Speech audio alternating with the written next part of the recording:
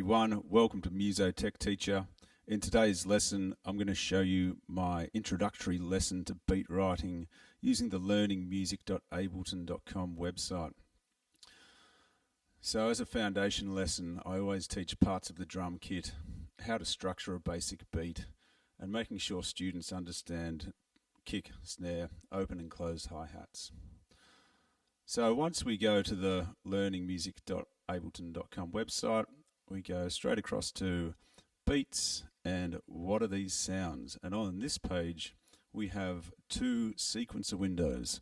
The top one is an electronic kit. The bottom one is an acoustic kit.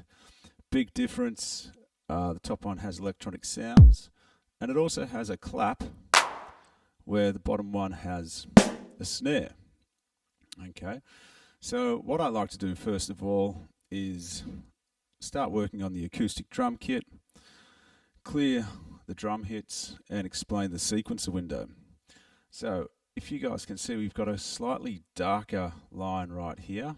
This indicates the start of beat 1, slightly darker line here, that's beat 2, slightly darker line, beat 3 and beat 4. And every 4 steps is the equivalent of one beat. And you can see down the bottom here that 1 is highlighted and then the 5 is highlighted. The reason is beat 2 starts on step 5 and then another 4 steps along. Beat 3 starts on step 9 and beat 4 starts on step 13. And right the way across we have 16 steps, which is a really standard 16-step semiquaver sequencer window. So if I hit play, it plays a kick drum every beat of this bar and then it just loops back around like so. Up the top we've got a tempo slider, so depending on the genre of music you're writing, you might be going faster, and the higher number, BPM, is obviously a faster beats per minute, slower number, slower again. So if I was doing a kind of hip-hop vibe, I might choose something anywhere between 60 and 100 BPM to start them off. And now we want to talk about the rules when structuring a sequence beat. First rule, kick drum always goes on step 1. The reason is, wherever your first kick drum lands, that's where it's going to sound like your beat starts. So if my first kick drum started at step 7, my beat would sound like it started halfway through beat 2 at step 7. So to ensure our beat sounds like it starts at the start, we're going to put a kick drum on step 1. Next rule is the snare. We're going to put a snare on beats 2 and beats 4. Now, don't get confused when I'm talking about beats. This is step 5 and step 13. Okay? So this is like a foundation beat.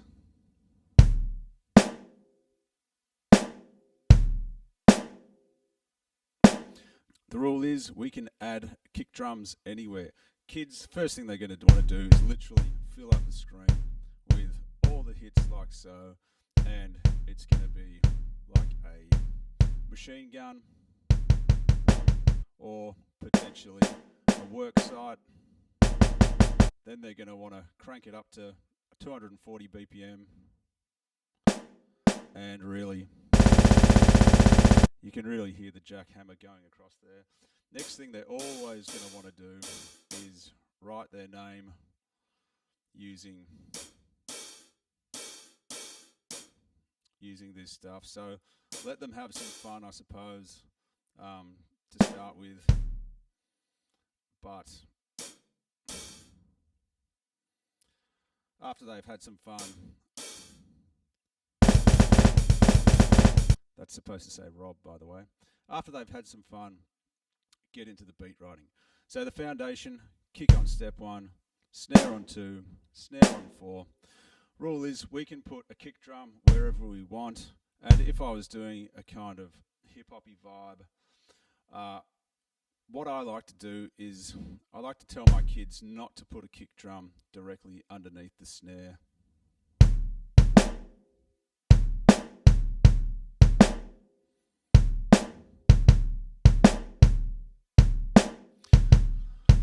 So a great way of massaging your beat is to loop it around and then add your kicks as you want. The rule with the snare, we're only going to put snares on beats 2 and beats 4, and that is it. When we get to the hi-hats, we can pepper them wherever we want.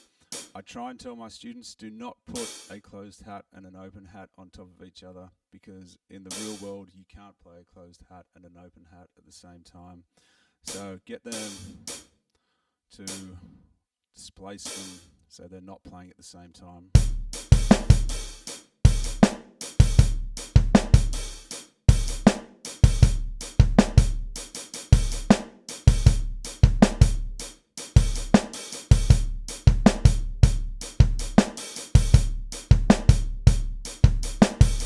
Cool. All right. So there's a really simple beat that works quite well. Just to recap the rule, kick on step 1, snare, beats 2, beats 4, hi-hats wherever you want. Just don't layer them on top of each other. So let's have a look at our electronic kit here. I'm going to clear the sequence window and I'm going to follow the same rule. Kick on step 1, and you can hear that it's a different type of sound. It's a electronic sound. We've got a clap instead of a snare, but it still plays the same function, supplying that backbeat. Closed hat, open hat. You can hear that's a really short decay hi-hat there. So if I was writing a housey kind of type beat, I might start off with a standard 4 on the floor kick drum, and I might increase the tempo to somewhere between 120, 130. So this is still following the rule. Kick is on step 1. And then if I put my clap on beats 2 and 4, there's my backbeat.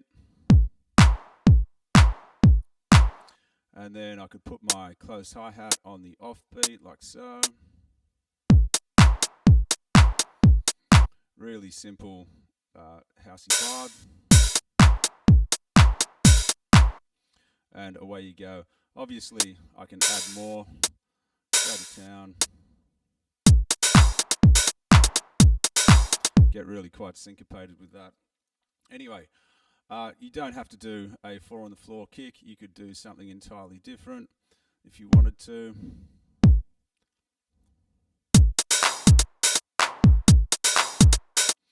Or another option is a halftime feel, and this is where we can change the clap from doing a backbeat on beats 2 and 4 to a halftime feel, which would be 1 hit on beat 3.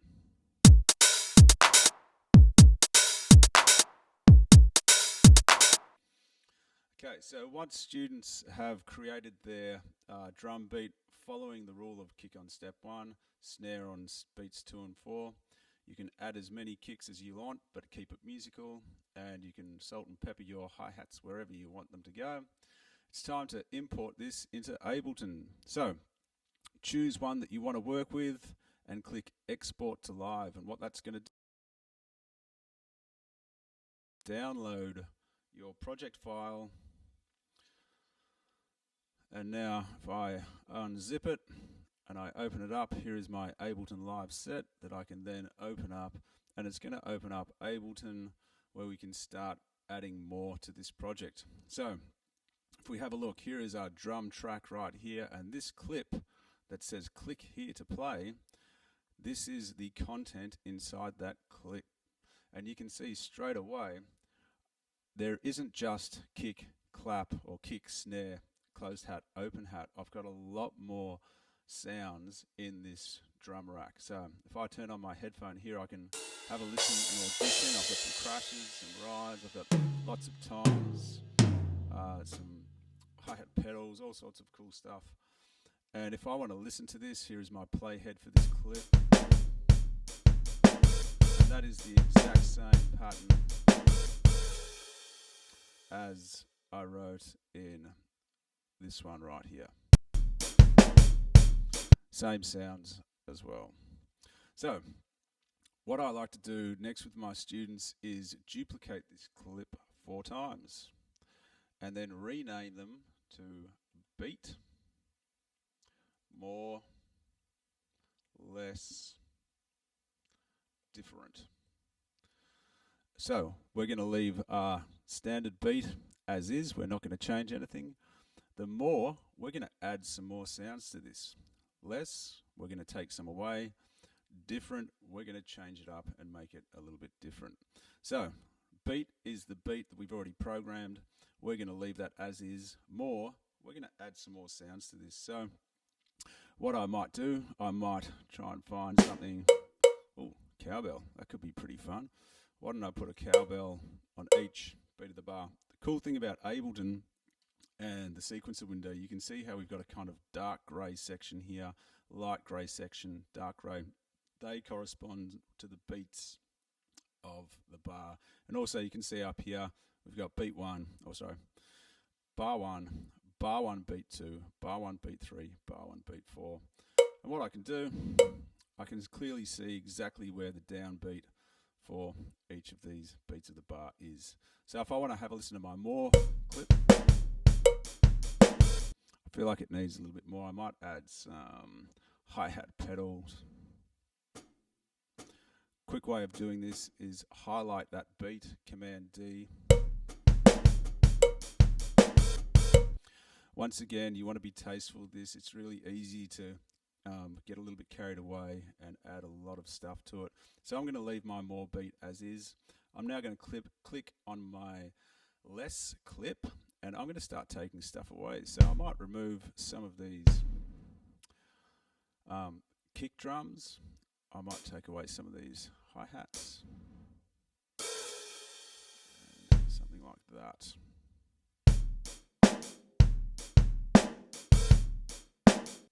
Cool, I might take away some more.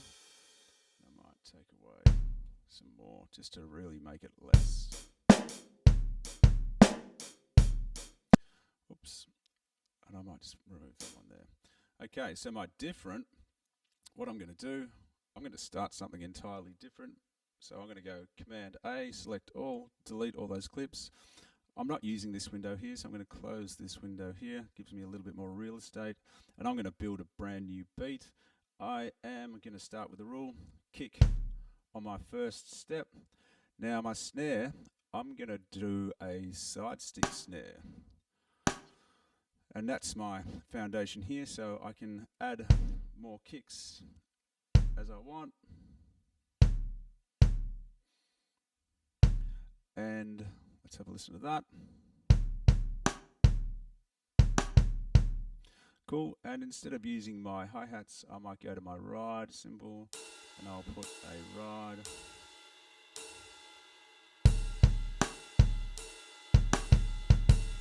Excellent, I might add some hi-hat pedal, make it a little bit syncopated.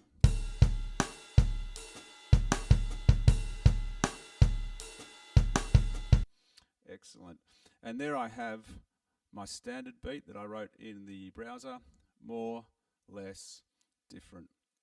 And the great thing about using clips and our global quantize is as I click play, it will launch the next clip I select on the next downbeat. So it won't launch it randomly, it'll wait until the playhead gets to the end of this sequence before it starts on the next downbeat.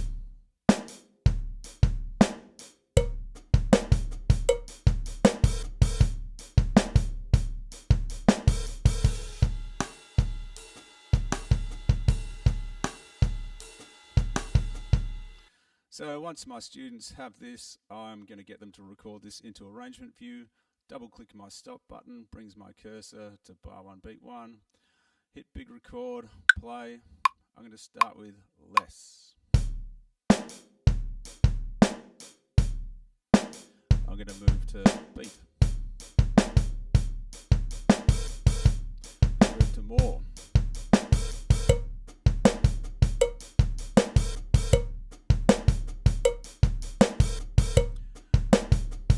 Break. 3, 4.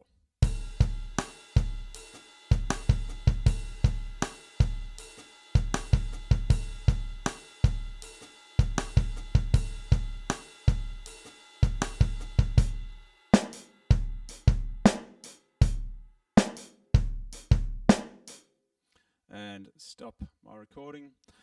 Now I'm going to go to Arrangement View, press Tab, and here we can see this is the sequence that I just recorded.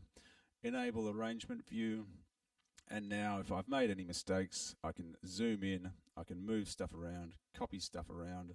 Let's say I wanted to go to my normal beat, Command C, Command V, Command D to duplicate, and when it's ready, we can export this and submit it for assessment.